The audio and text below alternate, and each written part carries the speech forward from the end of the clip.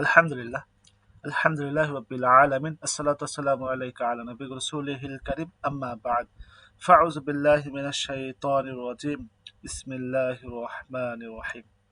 সমস্ত প্রশংসা আল্লাহ সুবহানাহু ওয়া তাআলা তার বালিশানে যে আল্লাহ রাব্বুল আলামিন আপনাকে আমাকে সুস্থতার নিয়ামত দান করেছেন। এই জন্য সকলে দিল থেকে শুকরিয়া আদায় করি, বলি আলহামদুলিল্লাহ। একই সাথে নবীজি সাল্লাল্লাহু আলাইহি ওয়াসাল্লাম দরুদ ও সালাম পেশ করি, বলি সাল্লাল্লাহু আলাইহি ওয়াসাল্লাম।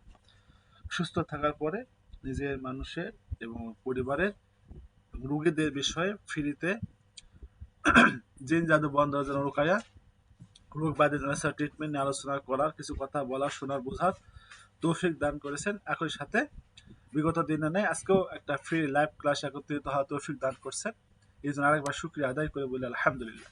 আমাদের ইউটিউব চ্যানেল গুরু ভক্তি আমার শক্তি, এই চ্যানেলের পক্ষ থেকে দীর্ঘদিন ধরে আমরা ফ্রিতে রোগ ব্যাধির জন্য ন্যাচারাল ট্রিটমেন্ট, জিন জাদু বন্ধের জন্য রোকাইয়া, আমলিয়া, তদবির নিয়ে আলোচনা করে আলহামদুলিল্লাহ ছাত্ররা উপকৃত হয়েছে।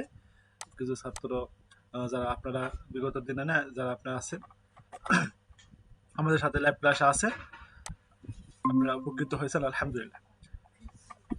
তো বেশি কথা বাড়াবো না,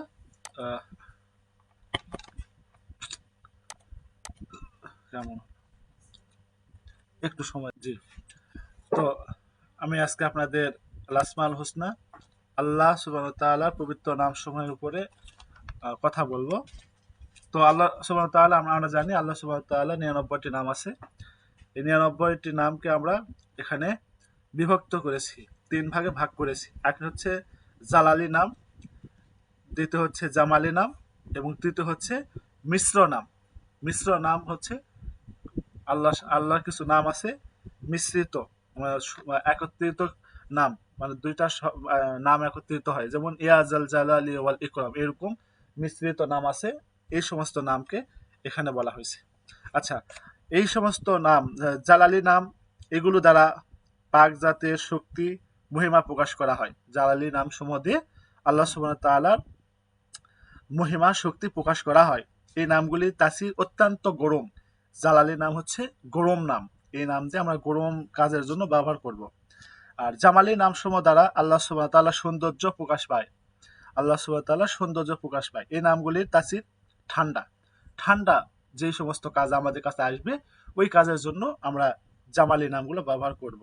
আর মিশ্রিত নামগুলা, এই মিশ্রিত নামগুলা আল্লাহ সুবহানাহু ওয়া তাআলা জালাল ও জামাল উভয়টাই প্রকাশ পায়, এই দুটাই প্রকাশ পায়।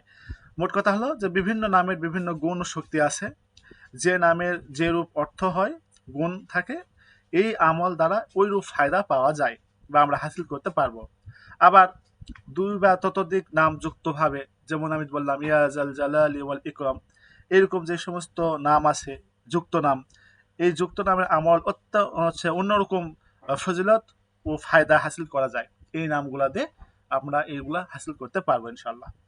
যে নামের শুরুতে আলিফ লাম যুক্ত আছে, যে নামের শুরুতে আলিফ লাম যুক্ত আছে বা যুক্ত থাকবে আমরা দেখতে পাবো।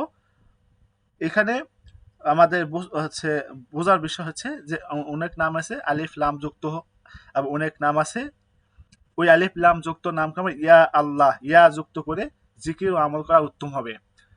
বুঝতে পেরেছেন? তবে অধিক লজ্জত ও বরকত পাওয়ার জন্য নিম্নে আমরা আলোচনা করব। নিম্নে কিছু আমি নকশা একটা দেবো বা একটা নামের ফজিলত দিয়ে দেবো, এখান থেকে আমরা নিয়ে নেবো। আচ্ছা, কি আমার সর্বপ্রথম জালালি যে নাম আছে, এই জালালি নামের ফজিলত নিয়ে আলোচনা করব। 1 নম্বর নাম ইয়া আল্লাহ। ইয়া আল্লাহ, ইয়া আল্লাহ অর্থ হচ্ছে হে আল্লাহ। এর আমল ও ফজিলত একটু বলবো। আল্লাহ শব্দটি বিশ্ব জগতের মালিক ও সমুদয় সৃষ্টিকর্তার নাম। এই নামটি দুনিয়া আর কোনো ভাষাতেই অনুদিত হয়নি, অর্থাৎ এই নামের কোনো প্রতিশব্দ নাই। এই নামের কোনো প্রতিশব্দ নাই। এক হাদিসে হুজুর সাল্লাল্লাহু আলাইহি ওয়াসাল্লাম ইরশাদ করেছেন, যে ব্যক্তি রাত্রে শোবার পূর্বে, মানে রাত্রে ঘুমানোর সময় বা ঘুমিয়ে যাওয়ার শুয়ে পড়ছে, ঘুমাবে, এর পূর্বে মুহূর্তে ইয়া আল্লাহ এই নামের জিকির করতে করতে নিদ্রা যাবে, জীবিত সময়ে তার অন্তরে এবং মৃত্যুর পর তার কবরে আল্লাহ সুবহানাহু ওয়া তাআলা নূর চমকাতে থাকবে। সুবহানাল্লাহ। তাহলে কি বুঝলাম? আরেকবার বলি। রাসূলুল্লাহ সাল্লাল্লাহু আলাইহি ওয়াসাল্লাম বলেন, যে ব্যক্তি রাত্রে শোবার পরে ঘুম যাবে তার আগে মুহূর্তে শুয়ে পড়ছে, সে এবার ঘুম যাবে, শুয়ে পড়ছে, এবার ঘুম যাওয়ার আগে ইয়া আল্লাহ বা হে আল্লাহ এই নামটি জিকির করতে করতে নিদ্রা যাবে, ঘুমে যাবে। তো জীবিত যখন থাকবে এবং তার অন্তরে, জীবিত থাকলে তার অন্তরে এবং মৃত্যুবরণ করার পরে তার কবরে আল্লাহ সুবহানাহু ওয়া তাআলা নূর চমকাতে থাকবে। সুবহানাল্লাহ। এটা হচ্ছে বড় ফায়দা। দ্বিতীয় নাম্বার ফায়দা আছে হযরত বায়েজীদ বুস্তামি রাহমাতুল্লাহি আলাইহি নিজের ব্যক্তি জীবনে আমল থেকে বর্ণনা করছেন তিনি, আমরা ওখান থেকে পাইছি। ইয়া আল্লাহ বা হে আল্লাহ এই পবিত্র নামটি যে ব্যক্তি দৈনিক 4356 বার করে 40 দিন পর্যন্ত একাধারে জিকির করে, তো আল্লাহ সুবহানাহু ওয়া তাআলা তার মনের সকল নেক বাসনা পূর্ণ করে দেন। সুবহানাল্লাহ। এটা হযরত বায়েজীদ বুস্তামি রাহমাতুল্লাহি আলাইহি তার জীবনের আমল করা ঘটনা তিনি বলছেন, সেখান থেকে আপনাদের বলতেছি। আচ্ছা, তবে শর্ত হলো যে ভালো কাজের জন্য আপনি এটা করবেন, ভালো ফায়দা পাবেন ভালোর জন্য, মানুষের উপকার করার জন্য, মানুষকে সহায়তা করার জন্য, এতিম মিসকিন গরিব যারা থাকবে তাদেরকে কিছু সাদাকা করবেন, তাদেরকে কিছু ভালো মন্দ খাইতে দিবেন, তাদের ভালো মন্দ পোশাক দিবেন। এগুলা কাজের শর্ত। এই কাজটা শর্ত হচ্ছে তিনি বলছেন এটা শর্ত, এটা করতে হবে। কি জন্য করতে হবে? তো এটা বরকতে আল্লাহ সুবহানাহু ওয়া তাআলা আপনাকে এখানে ফায়দা দান করবে। তবে আপনি যদি এগুলো নাও করেন তারপরেও পাবেন, তবে এগুলা করলে আপনার এটা দ্রুত কাজ করবে ইনশাল্লাহ।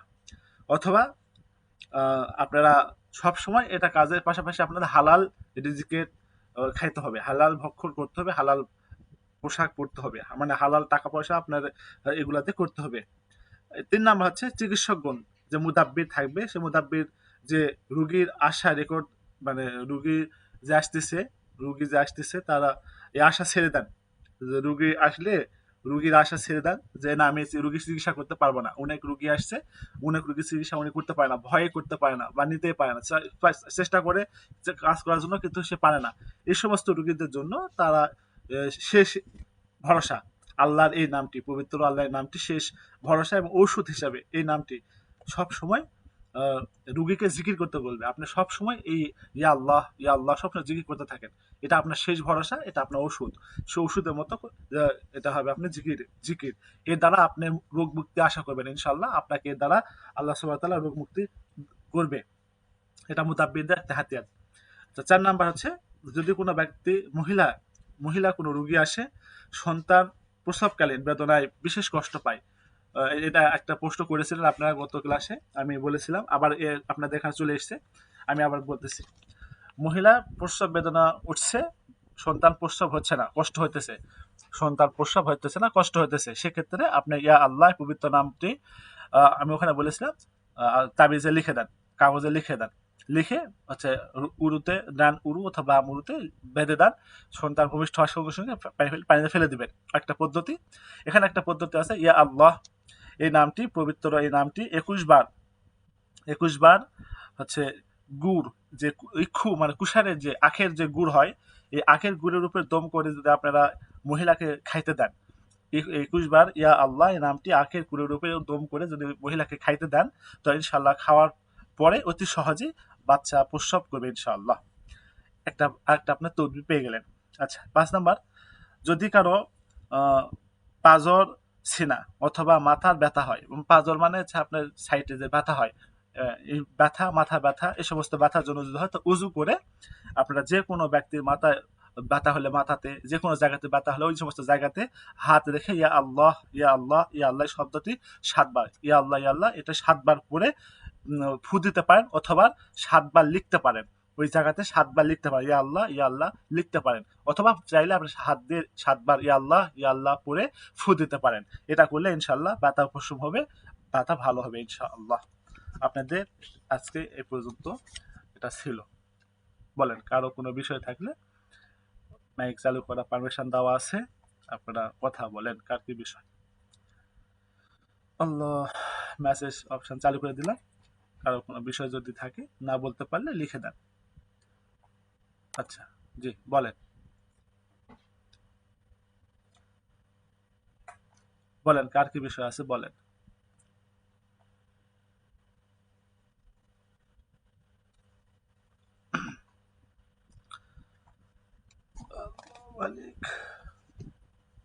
ওনাকে প্রশ্ন করেছিলেন, আমি ব্যস্ততার কারণে আপনাদের ওনাকে প্রশ্ন দেখতে পাই নাই। আমি তাবিজ দিয়েছিলাম, যে নকশা দিয়েছি আপনাদের হচ্ছে গত ক্লাসের রেকর্ডের সাথে। অনেকে এই নকশাটা বুঝতে পারেন নাই, অনেকে নকশা বুঝতে পারেন নাই, প্রশ্ন করছেন। সেই জন্য আমি বলবো যে আপনারা ক্লাসটা ভালো করে একটু দেখবেন, ক্লাসটা দেখবেন, ইনশাল্লাহ বুঝতে পারবেন। যদি বুঝতে না পারেন আমি বলে দেবো, সমস্যা নেই। সেটা হচ্ছে আপনারা চাইলে ওই নকশাটা আপনারা বিভিন্ন সমস্যার জন্য ব্যবহার করতে পারেন। আপনি অভাবে আছেন, সমস্যার ভিতরে আছেন, ওই নকশাটা আপনি এই কাজের জন্য ব্যবহার করতে পারবেন। ওখানে একটা আয়াত দিয়ে দিয়েছি আমি, ওখানে একটা আয়াত দিয়ে দিয়েছি, ওই আয়াতটা পড়তে হবে, অথবা ওই আয়াতটা লিখে মাদলিত্ব ভরে সঙ্গে ব্যবহার করতে হবে, হাতে অথবা গলায় ব্যবহার করতে হবে।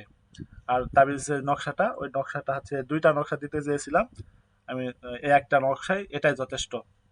আর দুইটা নকশা মধ্যে এই নকশাটা যথেষ্ট, এটা ভালো, এই জন্য আমি একটা নকশা ওখানে দিয়ে দিয়েছি। আপনার ওখান থেকে সুন্দর করে লিখে হাতে কলমে লিখবেন। হ্যাঁ, আপনারা কম্পিউটার থেকে করবেন না, যে কোনো কলমে কালি দিয়ে যে কোনো কাগজে আপনারা লিখবেন, লিখে ব্যবহার করবেন যে কোনো কিছুর জন্য ইনশাআল্লাহ।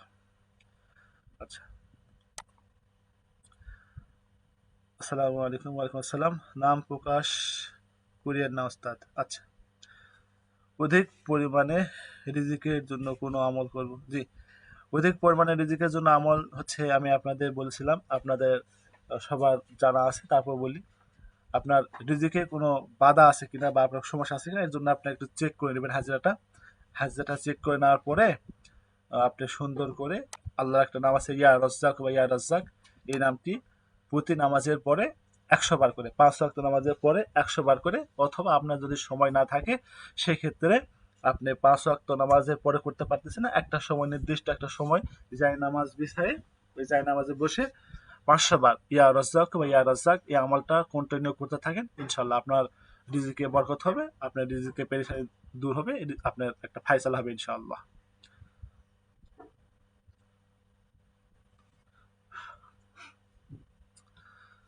বলেন, আর কারো কোনো বিষয় থাকলে বলেন। আসসালামু আলাইকুম।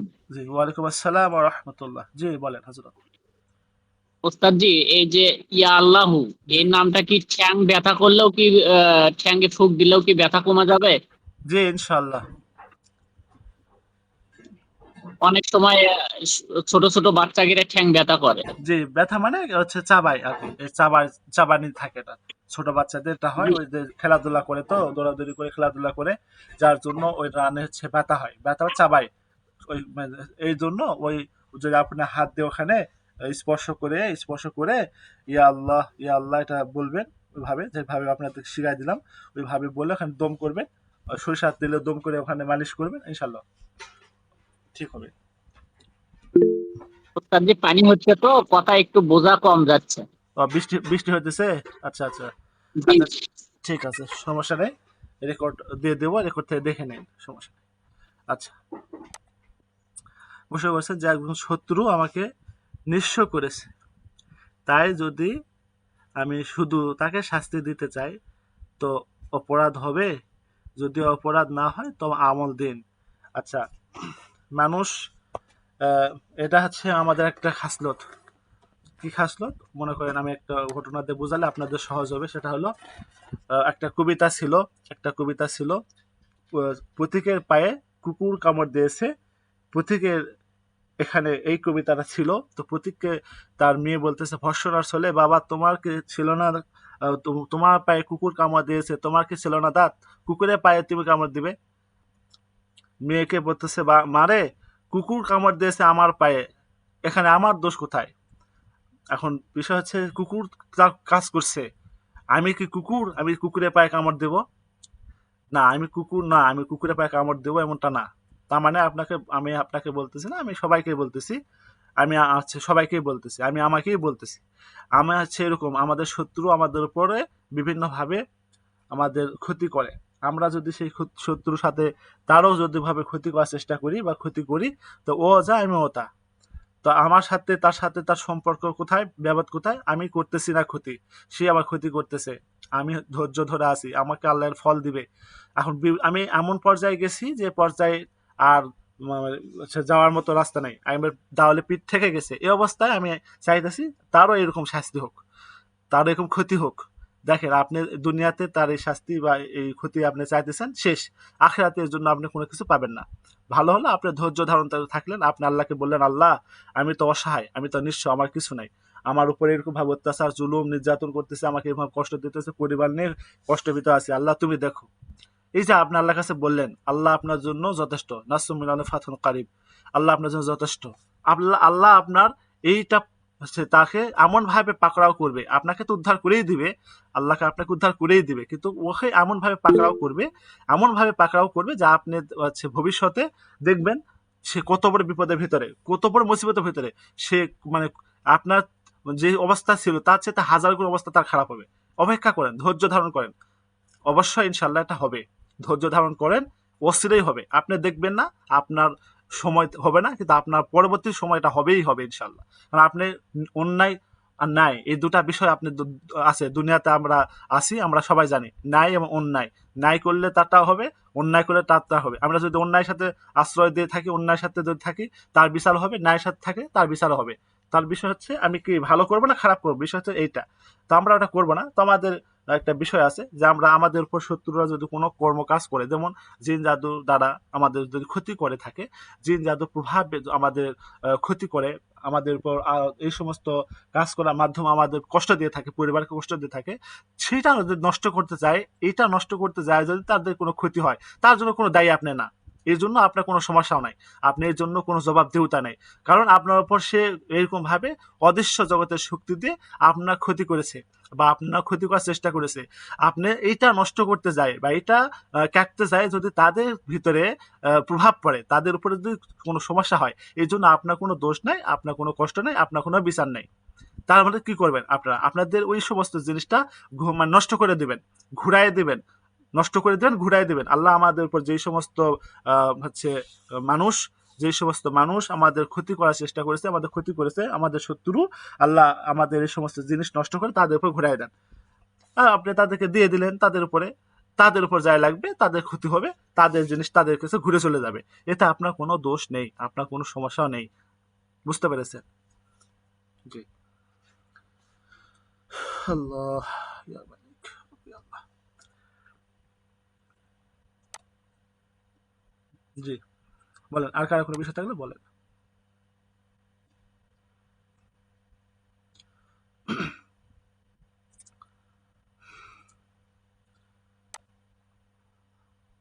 আমাদের এখানে, আচ্ছা, দেখ, আমাদের এখানে আমরা কিছু ক্লাস দিয়েছি, এই ক্লাসটা একটু আপনাদের দেখাই, একটু সময় দেন। আপনি যদি নতুন হয়ে থাকেন এই জগতে, আপনি কিভাবে কাজ করবেন বুঝতেছেন না, বা আপনি কিভাবে রুগী দেখবেন বুঝতেছেন না, সেক্ষেত্রে আমাদের কিছু ক্লাস আছে। এই ক্লাসগুলোর মাধ্যমে আপনি রুগী দেখতে পারবেন, কাজ করতে পারবেন। এক নাম্বার হচ্ছে হাজিরা ক্লাস। আপনার কাছে রুগী এসেছে, আপনি রুগীর হাজিরা দেখবেন। রুগীর হাজিরা দেখলে বুঝতে পারবেন রুগীটা কি সমস্যা, কি জন্য আমার কাছে রুগীটা আসছে। এই হাজিরা দেখার মাধ্যমে রুগীর রোগ নির্ণয় করতে পারবেন, সেই অনুযায়ী ট্রিটমেন্ট করলে রুগী সুস্থ হবে ইনশাআল্লাহ। সেটা হচ্ছে যদি জিন থাকে 2 নাম্বার ক্লাসে, জিনের 2 নাম্বার ক্লাস অনুযায়ী কাজ করে দিবেন, তো রুগীর 2 নাম্বার ক্লাস অনুযায়ী কাজ করে দিলে জিনের কাজ করে দিলে ইনশাআল্লাহ জিন থেকে রুগীরা সুস্থ হবে, ভালো থাকবে। জাদু যদি হয় 3 নাম্বার ক্লাস, এই 3 নাম্বার ক্লাসের মাধ্যমে জাদু কাজ করে দিবেন, জাদু কাজ করে দিলে জাদু শেষ, নষ্ট হবে, রুগী সুস্থ থাকবে, ভালো থাকবে ইনশাআল্লাহ। যদি হ্যাঁ, জিন জাদু কাজ করে যখন দিবেন, জিন এবং জাদু যখন আপনি কাজ করে দিবেন, রুগীর জিন জাদু সমস্যা থাকলে কাজ করে দেওয়ার পরে রুগীর বাড়িটা বন্ধ করতে হয়। রুগীর বাড়িটা বন্ধ করে দিবেন, বাড়ি বন্ধ থাকবে, রুগী সুস্থ থাকবে, রুগীর শরীর বন্ধ থাকবে, রুগী ভালো থাকবে ইনশাআল্লাহ। এরপরে আপনাদের কাছে যদি রুগী আসে, অথবা আপনারা যদি রুগী হয়ে থাকেন, জিন জাদুর কোনো রুগী না, আপনার স্বামী স্ত্রী মিল মোহাম্মদ বিশ্বের বশীকরণ পরকীয়া সমস্যা আছে, যার জন্য সংসার অশান্তি, সংসারে অমিল, সংসার আপনাদের ভাঙার পথে, এরকম অবস্থাতে থাকে, আমাদের 5 নাম্বার এই ক্লাস, এই ক্লাস অনুযায়ী আপনি কাজ করে দিবেন, ট্রিটমেন্ট করবেন ইনশাআল্লাহ। আশা করি আপনাদের এই সমস্ত যাবতীয় বিষয় সমাধান হয়ে যাবে ইনশাআল্লাহ। তারপরে যদি আপনারা কোথাও কোনো বুঝতে না পারেন, বলবেন, আমি সহায়তা করবো ইনশাআল্লাহ, আপনাদের পরামর্শ দিব। বলেন, কারো আর কোনো বিষয় থাকলে বলেন। আল্লাহ আল্লাহ।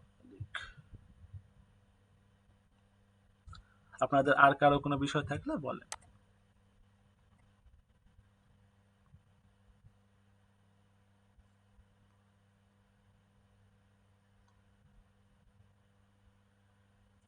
আর কারো কোনো বিষয় থাকলে বলেন।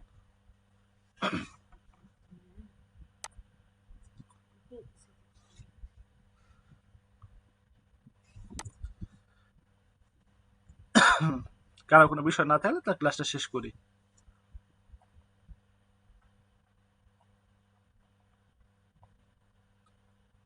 আচ্ছা ঠিক আছে, তো ক্লাসটা শেষ করতেছি। আসসালামু আলাইকুম রহমতুল্লাহি ওয়া বারাকাতুহু। সুবহানাল্লাহি ওয়া বিহামদিহি, সুবহানাকাল্লাহুম্মা ওয়া বিহামদিকা, আশহাদু আল্লা ইলাহা ইল্লা আনতা, আস্তাগফিরুকা ওয়া আতুবু ইলাইক।